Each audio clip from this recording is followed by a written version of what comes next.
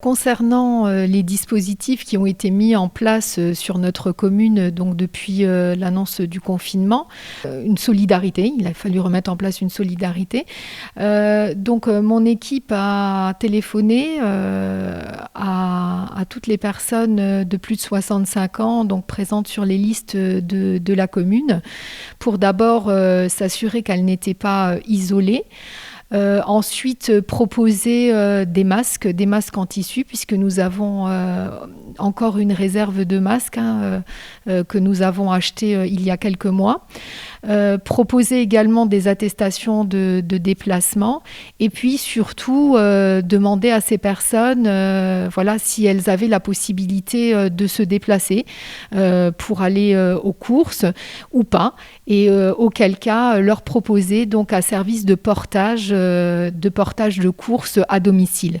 Alors le principe est relativement simple, c'est pris en charge par le CCAS de la ville de Nilvange et organisé donc par les deux adjointes au social, mesdames Hirsch et Janon. Ça c'est un des éléments. Alors on laisse quand même la navette à disposition, mais pour plutôt des rendez-vous d'ordre médicaux sur le secteur de Hayange, Knutange et Algrange. Nous avons toute une série de choses qui ont fermé sur la ville. Voilà. Donc déjà, bien évidemment, tous les établissements recevant du public, salles de sport, salles communales, municipales, tout cela est bien évidemment fermé. Nous avons aussi dû fermer le foyer-restaurant du centre Albert Camus. La médiathèque également a fermé. Et là aussi, il y a un travail qui est fait par les agents donc, de la médiathèque, notamment pour la mise en place d'un drive qui permettra donc aux gens de venir récupérer des lectures. Les agents sont également en train de travailler sur, pourquoi pas, un portage de livres à domicile pour une population plus âgée ou en difficulté pour se déplacer. Notre salle de musique actuelle, le Gueulard Plus, a également fermé ses portes dans un premier temps. Et puis, donc, il a été décidé de réouvrir par rapport donc, aux permissions gouvernementales, notamment sur l'accompagnement artistique, même si la salle est fermée au public jusqu'au 1er décembre en ce qui concerne les spectacles. L'accompagnement artistique, lui, continue, les ateliers continuent et il y a également une vie artistique hors des murs qui persiste. Donc ça, on s'en félicite. Par contre, ce qui reste ouvert au niveau du service public, c'est la mairie. Tous les matins, la mairie est donc ouverte au public et possibilité de prendre des rendez-vous en après-midi puisque les agents restent sur place.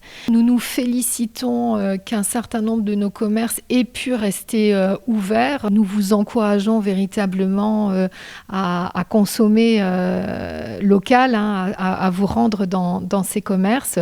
Donc, pour les citer, donc, le bureau de tabac, la pharmacie, l'opticien, la pizzeria, la boulangerie et également le garage Côte-Rupie. Je me suis positionnée très rapidement contre la fermeture de nos petits commerces. Certains commerces de notre ville ont dû fermer, notamment fleuristes, coiffeurs, esthéticiennes, magasins de vêtements, bars.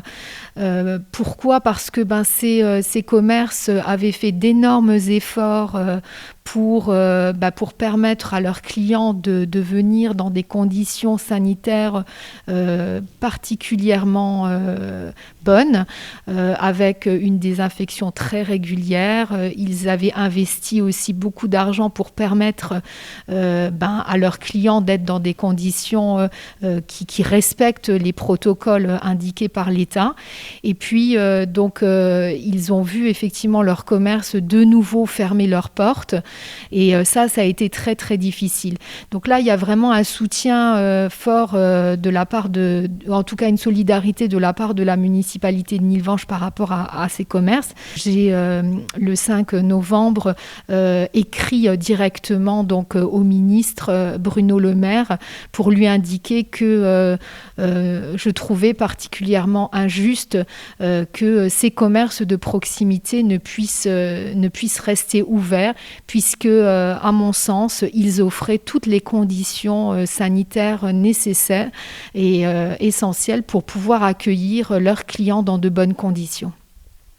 Alors, au niveau justement de notre territoire, Nilvange donc s'inscrit et fait partie donc de la communauté d'agglomération du Val-de-Fensch, et à travers donc son président Michel Dibgot, il y a une réaction très rapide de la part de la communauté d'agglomération justement pour encourager ce commerce de proximité et surtout le soutenir.